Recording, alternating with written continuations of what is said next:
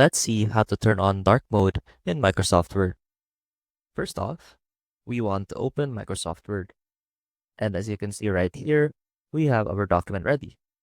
Now you'll notice that our Microsoft Word is currently in its white mode or in light mode, as denoted by the white background and the white overall UI. Now to turn on dark mode, simply click on the File tab, click on Account, and you'll see right here that you'll have the option to change the Office theme. Now click on that, which will open a drop-down list. And from here, you can choose your preference. So for example, we want to set it to dark mode, which is black.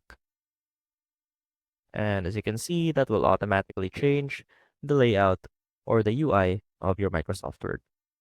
And that is how you turn on dark mode in Microsoft Word. I hope this helped, and I will see you soon.